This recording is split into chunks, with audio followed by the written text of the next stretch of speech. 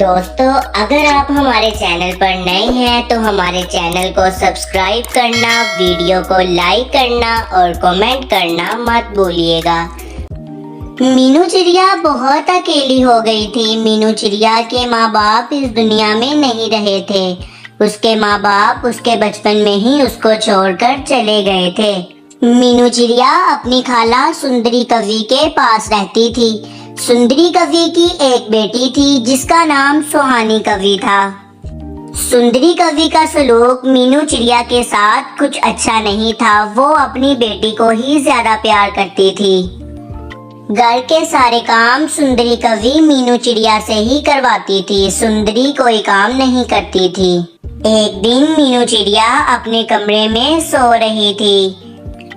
सुंदरी कवि को जब पता चला कि मीनू चिड़िया अपने कमरे में आराम कर रही है तो वो उसके पास आई और बोली, मीनू चिड़िया, ओ मीनू चिड़िया, सारा दिन ऐसे ही पड़ी रहेगी कि उठ के कोई काम भी करोगी?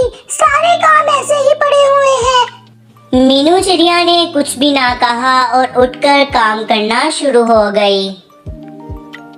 सारे घर की सफाइयां मीनू चिड़िया ही करती थी। सुहानी कवि और सुंदरी कवि किसी काम को भी हाथ नहीं लगाती थी और खाने के लिए भी मीनू चिड़िया को बचा कुचा खाना दे देती थी।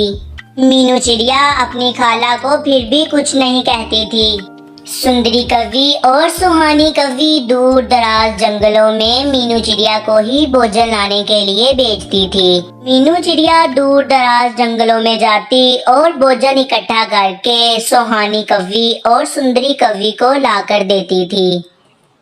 मीनू चिड़िया जो भी भोजन इकट्ठा करके लाती थी वो लाके सुंदरी कवि और सुहानी कवि को दे देती थी।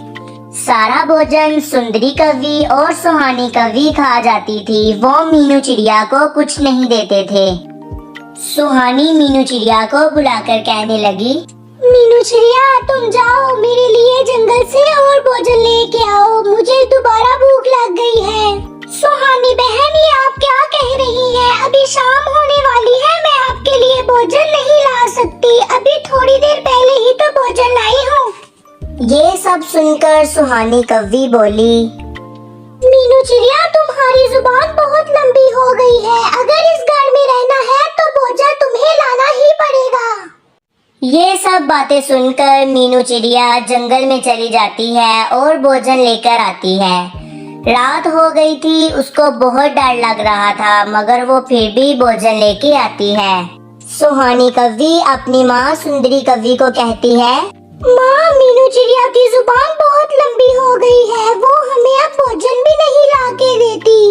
ऐसा करते हैं, उसको घर से बाहर निकाल देते हैं, फिर उसकी अकल ठिकाने आएगी।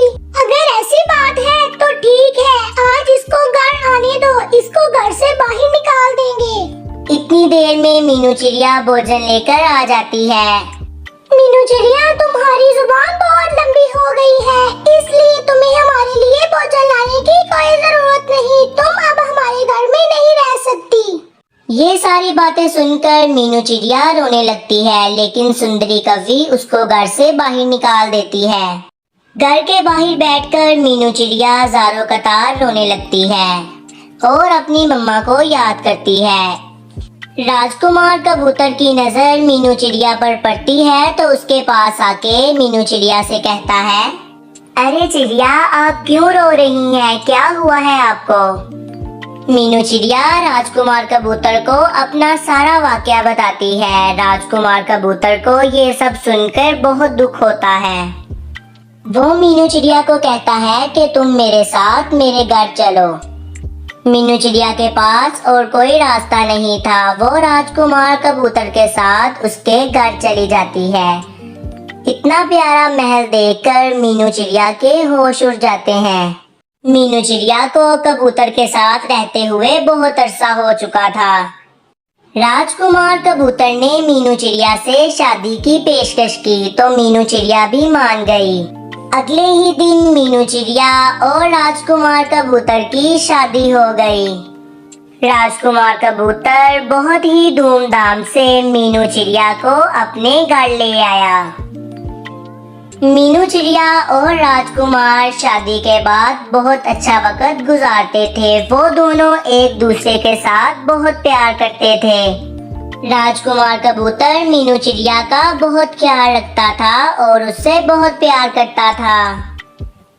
एक दिन एक शिकारी उकाब ने सुंदरी कव्वी और सुहानी कव्वी के घर पर हमला कर दिया। शिकारी उकाब ने सुहानी कव्वी और सुंदरी कव्वी को मार मार के घर से बाहर निकाल दिया। सुंदरी कव्वी और सुहानी कव्वी बहुत जख्मी हो गए थे। सुहानी कव्वी सुंदरी कव्वी से कहने लगी, माँ, इतनी रात को हम कहाँ जाएंगे? माँ, पिछले दिनों मुझे पता लगा था कि मीनू चिड़िया की शादी एक राजकुमार कबूतर से हो गई है। ऐसा करते हैं, हम मीनू चिड़िया के पास जाते हैं और उसी से मदद मांगते हैं। सुंदरी कव्वी और सुहानी कव्वी राजकुमार कबूतर और मीनू चिड़िया के घर की तरफ रवाना हो जाते हैं। वो बहुत तेजी से उड़ रहे थे। थोड़ी ही देर में वो मीनू चिड़िया के घर पहुंच जाते हैं। मीनू चिड़िया, प्लीज हमें अपने घर में रख लो। हमारे घर पे एक शिकारी उकाब ने हमला कर दिया और हम दोनों को भी जख्मी कर दिया और हमें हमारे घर से बाहर निकाल दिया। सुंदरी कव्वी और सुहानी कव्वी को जख्मी देखकर मीनू चिड़िया के दिल में रहम आ गया और उसने उन दोनों को माफ कर दिया। सुंदरी कव्वी और सुहानी कव्वी जोर जोर से रोने लग गई और मीनू चिड़िया का शुक्रिया अदा करने लगी। मीनू चिड़िया, राजकुमार कबूतर, सुहानी कव्वी और सुंदरी कव्वी अच्छी जिंदगी बसर करने लगे।